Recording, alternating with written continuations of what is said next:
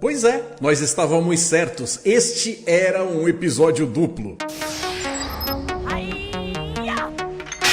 Salve telanautas, eu sou o Heitor Teixeira e a gente tá aqui mais uma vez de volta para comentar os eventos do 9º episódio da 4ª temporada de Lower Decks, The Inner Fight, ou A Luta Interior. É claro, tirando um sarrinho leve de The Inner Light. Tá diretamente ligado com todos os episódios que falaram até agora nessa temporada da tal navinha misteriosa, invasora e aquele papo todo que vocês já estão carecas de saber. Mas não é especificamente sobre ela.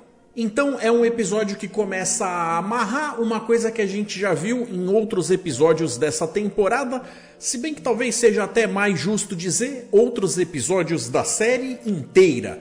Porque se a gente ficava se perguntando o porquê que a Mariner adora se auto-sabotar, porque que ela gosta tanto desse negócio de se manter ali low profile, sempre como uma alferes relegada ao esquecimento, a gente começa a ter melhores explicações do porquê, quais são as coisas, as circunstâncias que levam a Moçoila a pensar como pensa. Se essas coisas convencem a gente ou não, sendo que elas não necessariamente apareceram de forma mais bem tratada em partes anteriores dessa história, é uma conversa que a gente pode ter em outro momento. De qualquer forma, eles começam a trazer sim uma luz para esse assunto e fica muito mais fácil da gente entender o ponto de vista dela. A gente tem também o retorno de outros personagens que foram aparecendo aí ao longo daquelas pequenas inserçõezinhas de história nos capítulos anteriores, incluindo até algumas surpresas. E pra minha alegria, olha aí a Tsilin de volta, a Tsilinda, coisa mais fofinha do tio Heitor, eu tava sentindo falta dela. Quanto ao tema do que é tratado no episódio em si, é irônico, alguns podem inclusive chamar de destino, mas para algumas coisas não importa o quanto você corra, o quanto você fuja, para onde você for, lá estará você. E tem aquela máxima que diz que mãe é mãe, mas não tem super proteção que resolva quando o assunto é a tal luta interna, que aparece aí no título do episódio, já que ela pode fazer o que ela quiser para proteger a filha, que de uma forma ou de outra isso é uma coisa, um conflito interno que vai ter que ser resolvido, obviamente, por ela mesma. Então eu diria que o lado mais pessoal, mais psicológico e dramático do episódio funciona bem. Tem ali um tom que coloca a gente numa perspectiva que a gente pode ter bastante pano para manga para discutir sobre essa história, de uma forma do como ela afeta a nós mesmos e a outras pessoas à nossa volta de forma mais ou menos similar. Agora, em relação ao como essa história se encaixa no arco maior que vem sendo proposto, ainda não dá para ter uma noção completa, porque afinal de contas a historinha não fechou. Ou seja, ficou meio na base do gostou, gostou. Agora se você quiser saber se a história vai funcionar e a temporada inteira vai ter sido legal, só semana que vem mesmo. Tá curtindo o vídeo e o conteúdo do canal? Deixe o seu like, colabore. Inscreva-se, vai ser muito bom ter você com a gente. E ative as notificações, eu agradeço. No fim do vídeo a gente tem a participação da nossa audiência linda. Quem quiser fazer o mesmo é só dar uma olhada nas descrições do vídeo para saber as regras de como proceder. A partir desse ponto aqui eu vou fazer uma espécie de recapitulação, não exatamente na ordem cronológica das coisas que acontecem no episódio, mas comentando os pontos principais, tratando cada assunto da forma como ele merece, então estejam todos avisados, vai chover spoilers. Não quero ver ninguém reclamando depois. A turminha começa em uma missão em solo para ajudar pesquisadores civis a pesquisarem aí animais nativos da fauna local que são extremamente perigosos. E já é deixado claro logo de cara que a Mariner está interessada e muito nesse tal perigo, já que ela está nesse caminho destrutivo. O traje anti-veneno que é usado ali, inclusive, lembra muito o que era usado como o traje espacial lá da época da série clássica, o que não é incomum a gente ver equipamento da frota obsoleto sendo posteriormente usado por civis. Na Cerritos, a Capitã Freeman tá, obviamente, preocupada com a filhota, e se eles não têm necessariamente novas informações ou pistas a respeito da tal navinha, eles têm pelo menos Boas pistas do que fazer para dar sequência no que vai fazer com que essa história toda tenha um desfecho. Já que os ataques anteriores aparentemente estavam sendo direcionados para naves de fora da frota estelar da Federação, mas agora eles parece que estão tendo gente aí sendo caçada dentre os ex-oficiais. Tem uma listinha curta de nomes que já dá pra gente uma pista de mais ou menos quem é o tipo de gente que interessa nessa história. Como, por exemplo, a 7 de 9, a Beverly Crusher, o Thomas Riker e o Nick Locarno. Pois é, meus amigos, de todos esses nomes, qual era justamente o que vocês menos acreditavam que fossem voltar a ouvir na vida de vocês dentro da franquia Star Trek?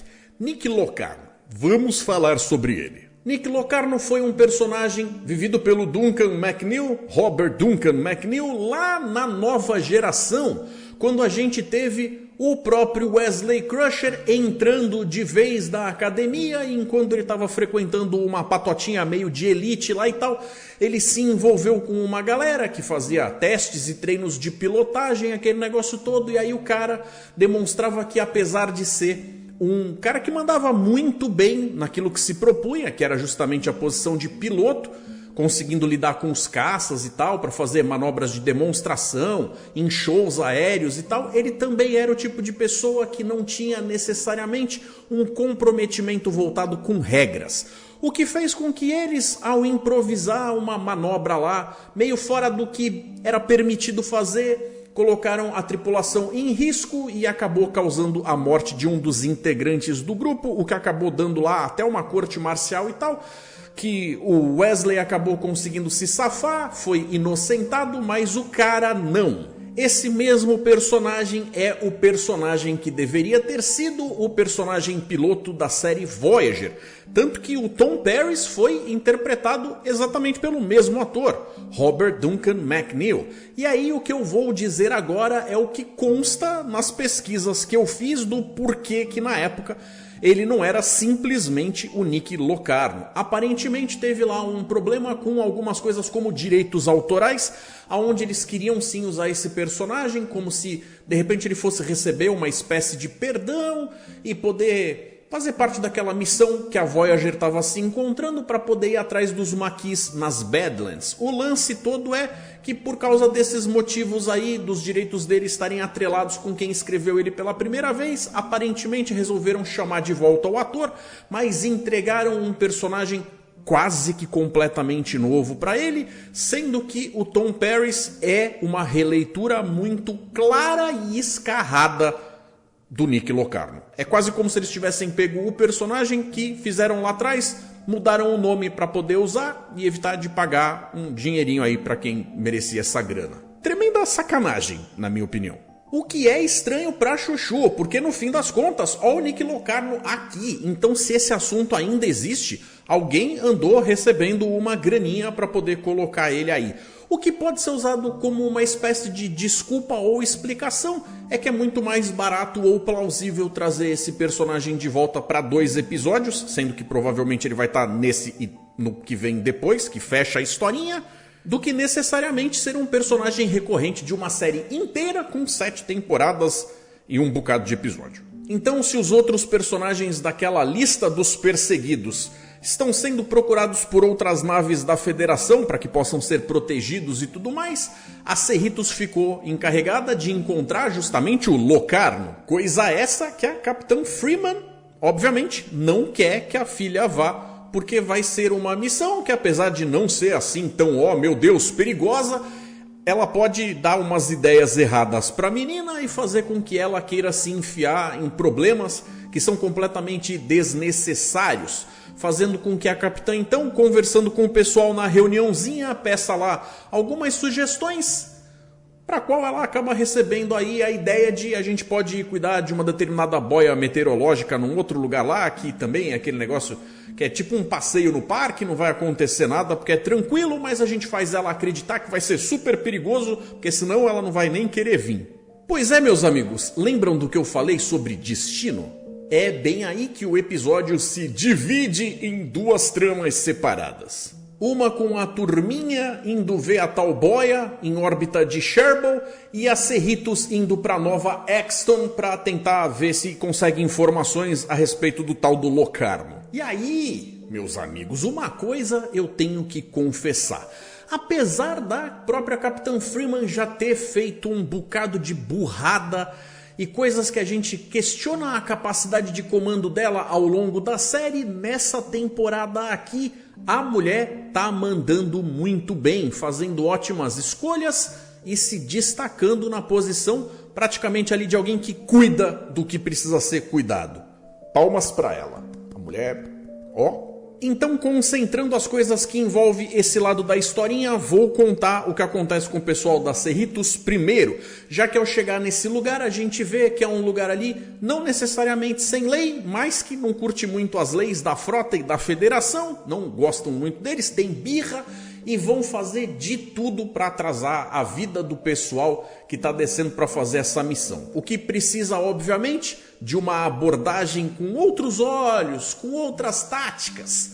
E aí a gente vê que a mulher realmente estava com o pensamento lá na frente, já que tudo que acontece aí embaixo é um tremendo pé no saco.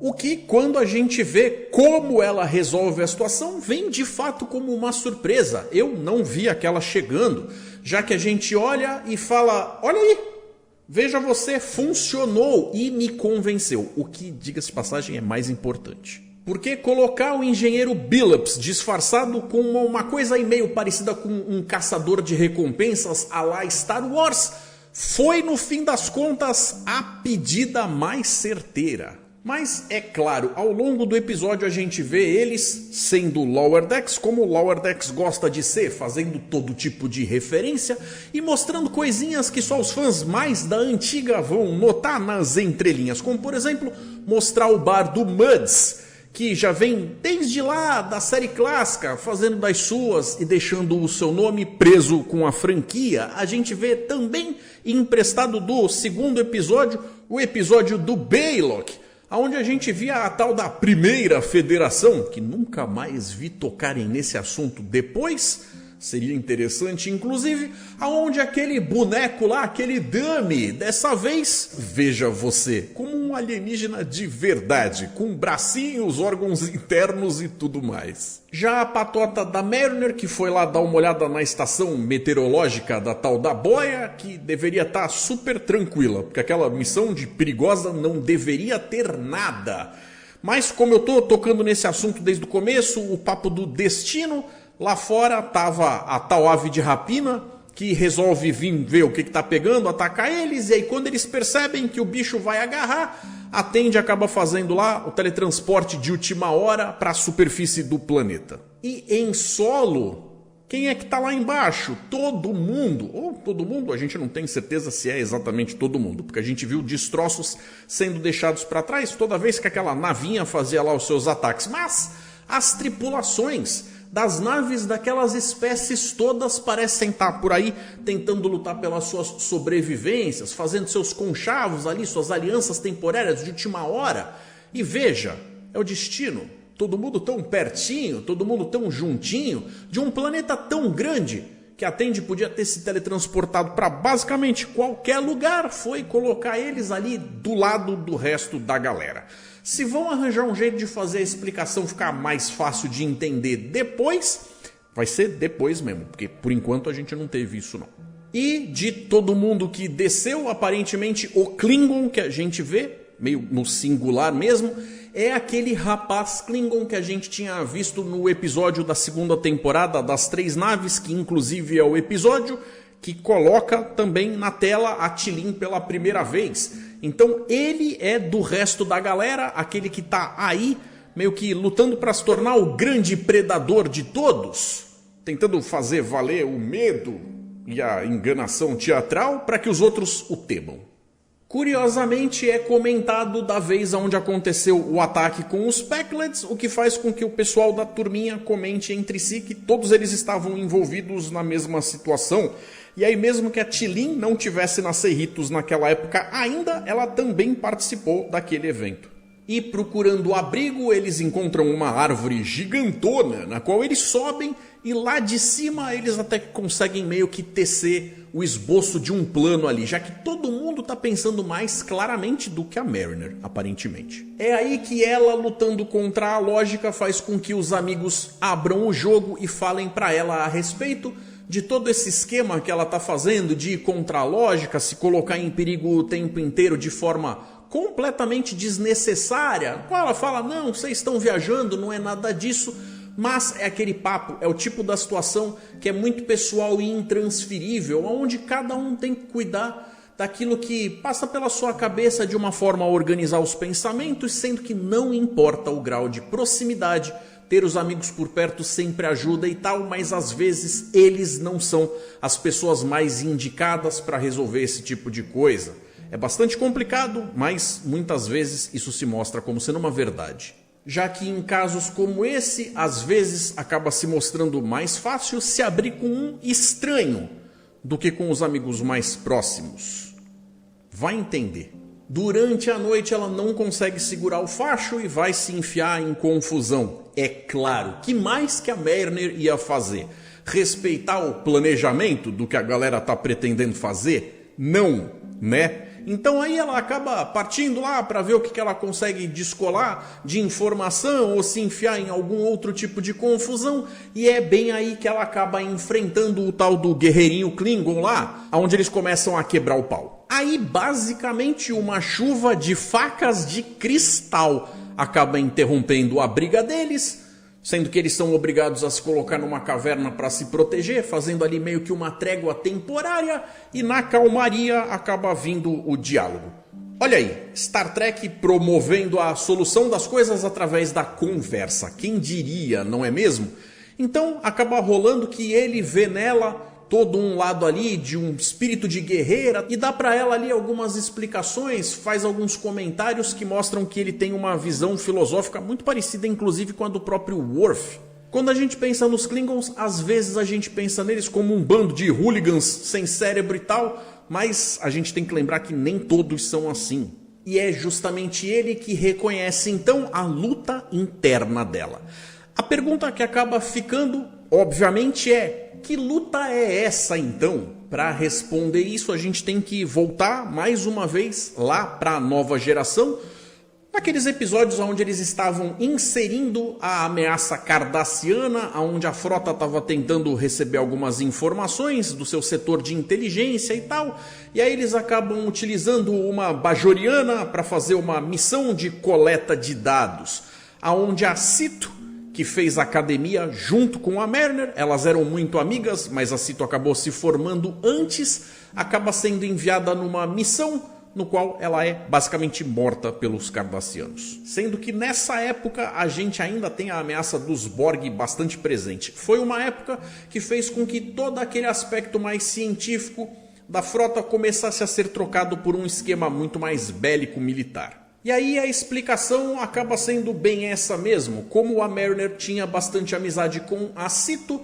e ambas tinham aí esse negócio de querer justamente aproveitar esse lado muito mais benevolente, muito mais curioso da frota estelar, ela se viu após a morte da amiga com essa coisa na mão de perceber que se ela continuasse crescendo, apesar dela demonstrar sim bastante proficiência para o comando, sendo bastante eficiente em crescer nas cadeias hierárquicas, eventualmente ela ia acabar se tornando alguém que ia mandar os seus entes queridos, as pessoas queridas, os amigos mais próximos, provavelmente para alguma situação de combate onde eles poderiam morrer, e isso não é o que ela queria. E é aí que um dos melhores conselhos que a Mariner podia receber vem justamente do lugar menos óbvio, o rapaz Klingon chamado Ma. Ele fala para ela que esse sacrifício feito pela Alferi Sito não pode ser ignorado e que são coisas assim que compraram o respeito dos Klingons pelo pessoal da frota e da federação no fim das contas, não podendo ser desperdiçado, já que se ela tem esses ideais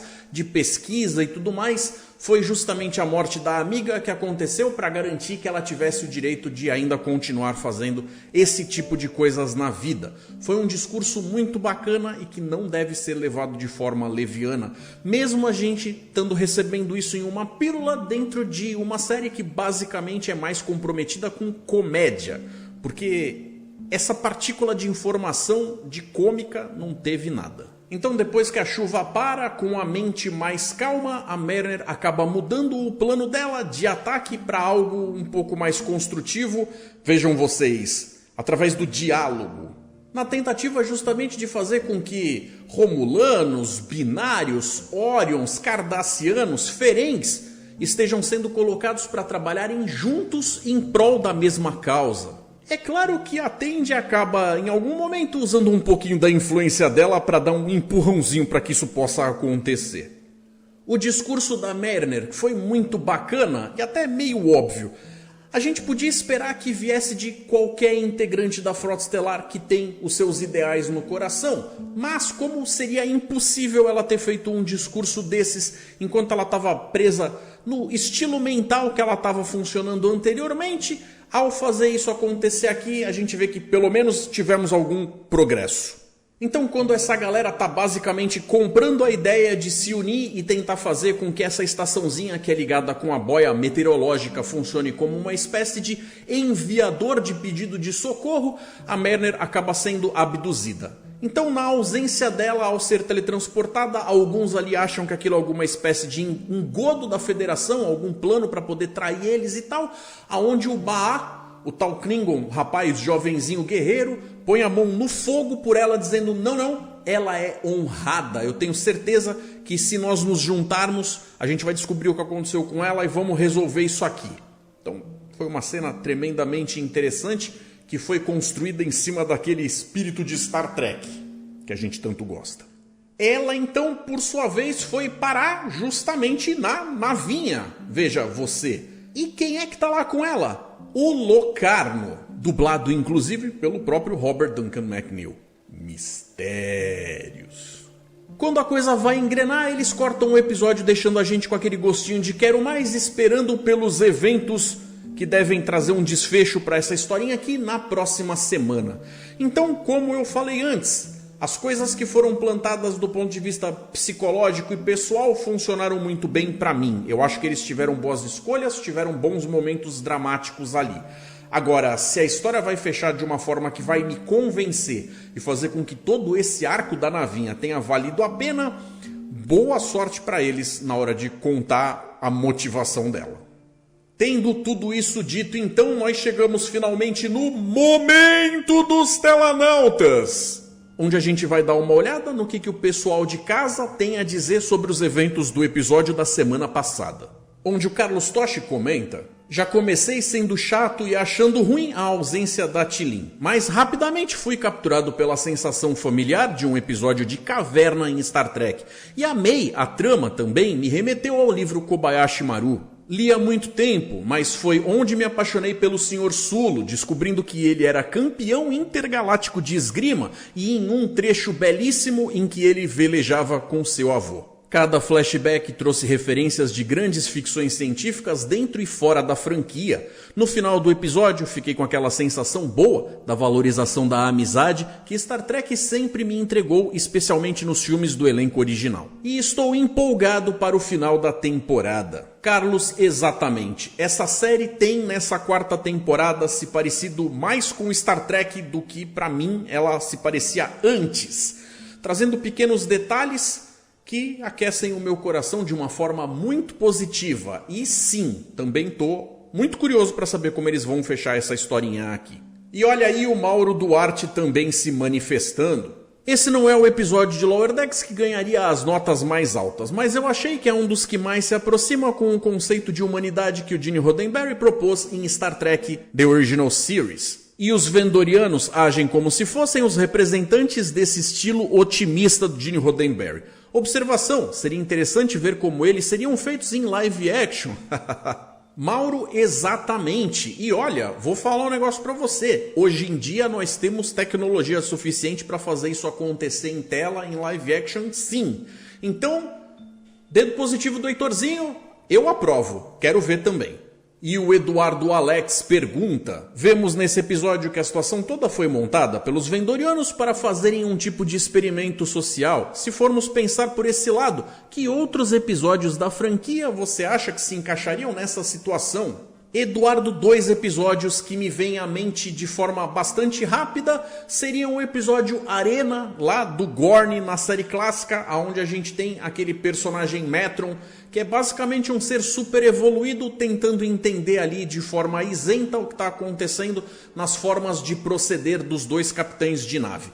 Outra situação que aparece em um episódio, mas acaba se estendendo por uma série inteira, e talvez não apenas por uma, mas por toda a franquia, é a presença do Kill, que lá em Encontro em Longínqua acaba catando a galera para participar de uma espécie de tribunal que vai julgar a humanidade, tendo como réu o Picard.